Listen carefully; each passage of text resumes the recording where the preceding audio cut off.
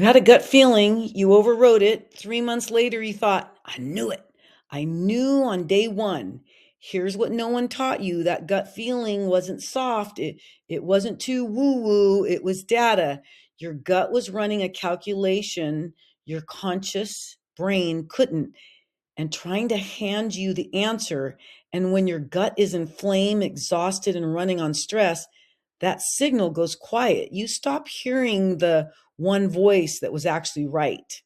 Welcome to Bern's Bench. This is the channel where women over 40 who are burnt out and ready to lead differently.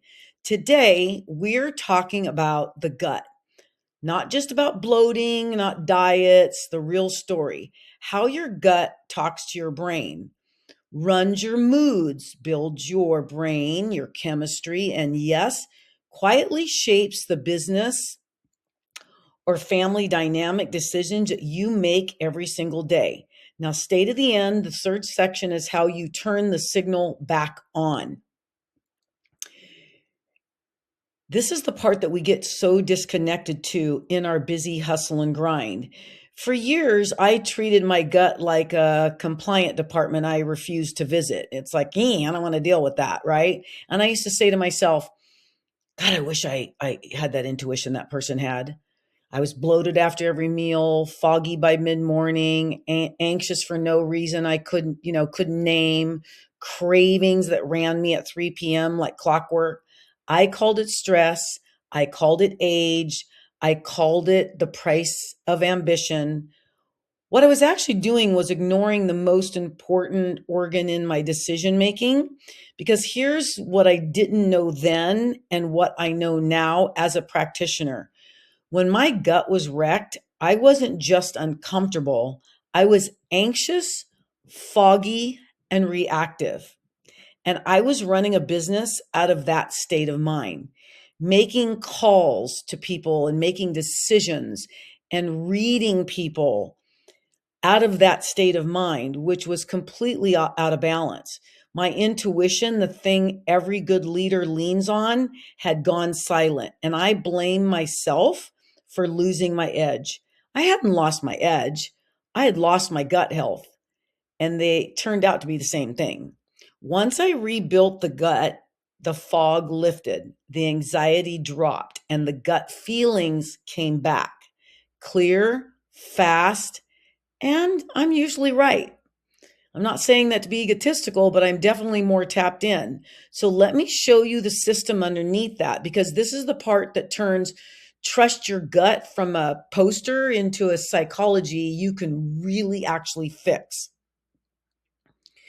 Let's start with the thing that sounds like a metaphor, but really isn't.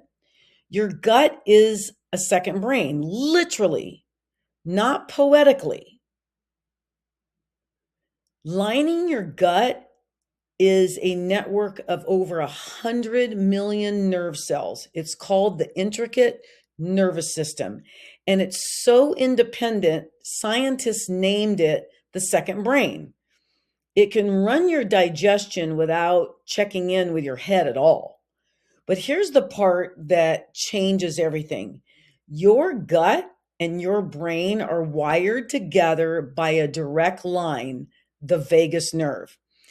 Literally a cable running from your skull to your gut.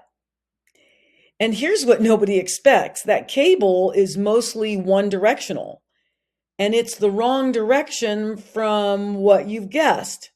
Around 90% of the traffic runs from the gut to the brain, not from the brain to the gut. So read that again. Your gut is talking.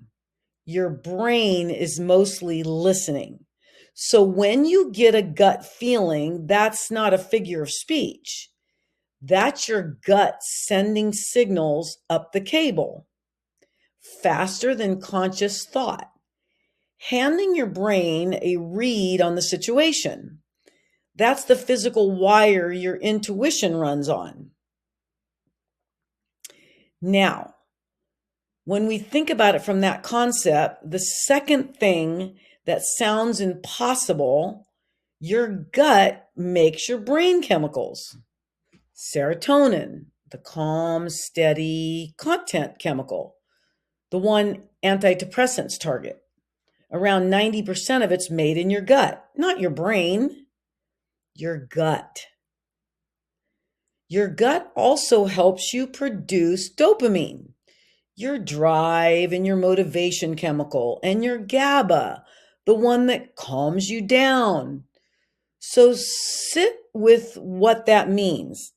The chemistry of your mood, whether you feel steady or anxious or motivated or flat, calm or on edge, is being manufactured in your digestive tract.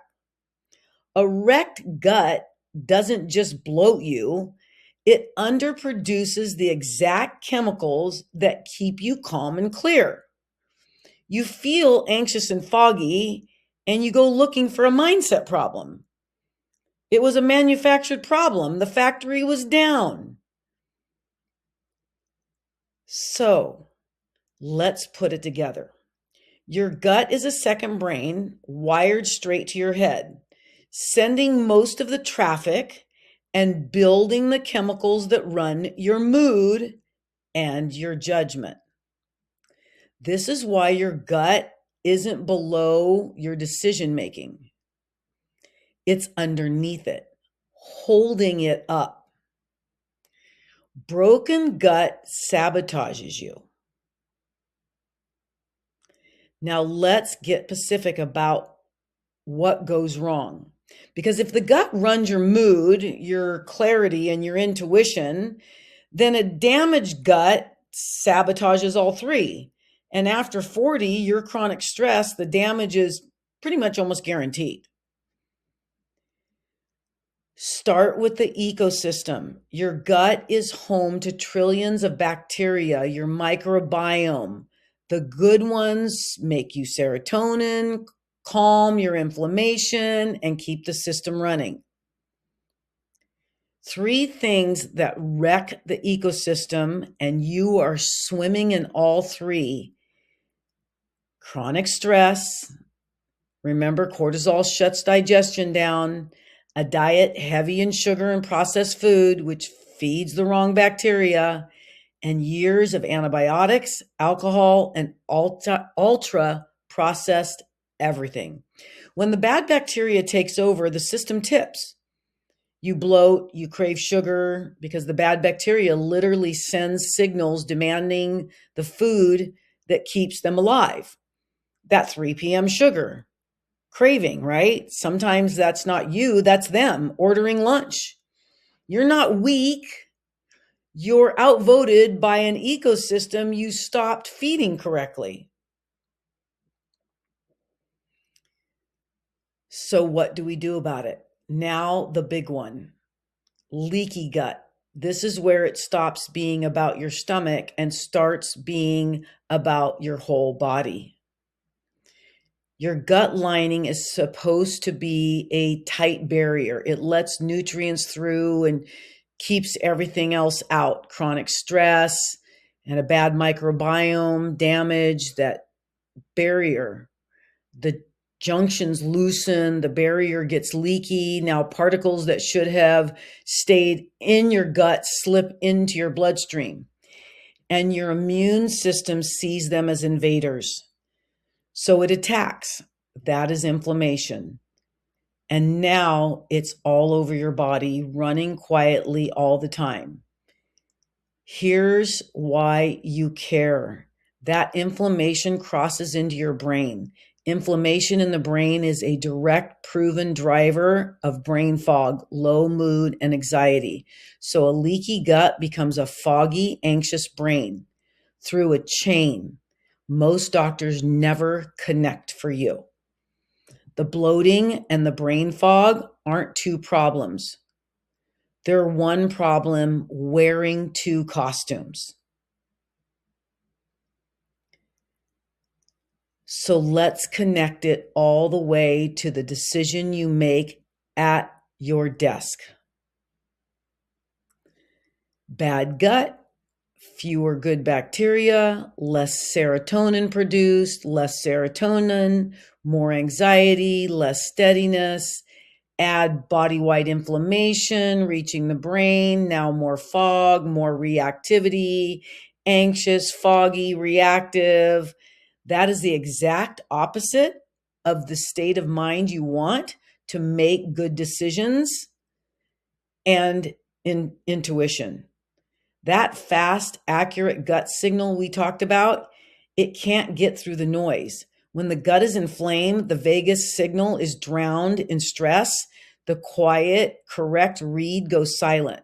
So you default to your loud, anxious, overthinking brain, and you override the gut feeling that was right.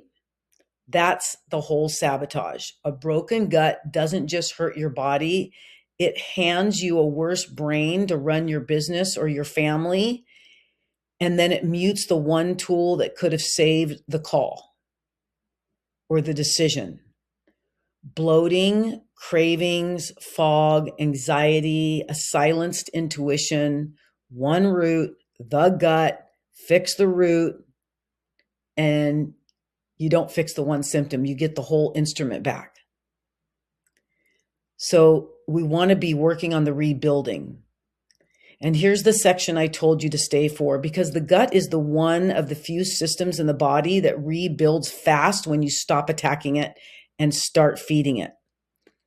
Weeks, not years, sometimes even days, that you can rebuild the gut within 24 to 48 hours. First, feed good bacteria, eat lots of fiber, eat a lot of plants, lots of different ones. The single best predator of a healthy microbiome isn't a supplement. It's the number of different plants you eat in a week. Aim wide, tons of color, tons of vegetables, beans, nuts, seeds, berries. Variety is the medicine. Second, add living foods. Remove the fire. Have fermented foods, real yogurt, kefir, sauerkraut, kimchi. Deliver the good bacteria directly back in and pull back the three things burning the system down: sugar, ultra-processed foods, and excess alcohol. You don't need to be perfect. You need the fire turned down. Third, calm the gut by calming the nervous system. Remember the vagus nerve, that cable that runs both ways. You can use it on purpose. A slow meal eaten without your phone, without your screen, without a meeting. That's not soft. That signals the safety down in the vagus nerve and switches digestion back on. You cannot digest nutrition from your food when you're in fight or flight. Stop eating lunch like you're being chased. And fourth, protein and a real breakfast, not coffee on an empty stomach, dumping acid into a stressed gut. Build the meal, feed the system. We covered all this in the fitness video. It all connects because it's all one body. Your one move this week, just one. Count your plants. For 1 week, count how many different plant foods you eat. Most people land around 10. Push for 30. Don't change everything yet. Just widen the variety and watch your bloating, your cravings, and your afternoon clarity start to shift. You feed the ecosystem. The ecosystem rebuilds you. That's the deal. Now, if you really are struggling with the plants, comment below. I have a solution for that I won't talk about here. I talk about that in my private Facebook page that you can join. The link's in the bio. So let's bring it home. Your gut is a second brain. It builds your mood chemistry. It runs a direct line to your head. And the gut feeling you've been overriding for years was never soft. It was your fastest, most accurate read trying to reach you. When the gut is wrecked, that signal goes dark and you're left running a business on an anxious, foggy brain. When you rebuild it, the fog lifts, the calm returns, and the intuition comes back online. It's clear, it's fast, and it's usually right. That is the work. Not managing systems, rebuilding the systems underneath your leadership so that the instrument you make $1 million decisions with actually work. Next week on Bern's Bench, we are going to be talking about sleep and why you keep waking up at 3 a.m. wired and exhausted at the same time. There's an architecture to real night's sleep. And once you understand it, you stop fighting your nights and start fixing them. If you've ever laid awake at 3 a.m. with your brain spinning and no idea why, you do not want to miss it. Make sure you hit the subscribe button, the notification button, so that when that video lands, you will get the notification. The bench is always open, and I will see you next week.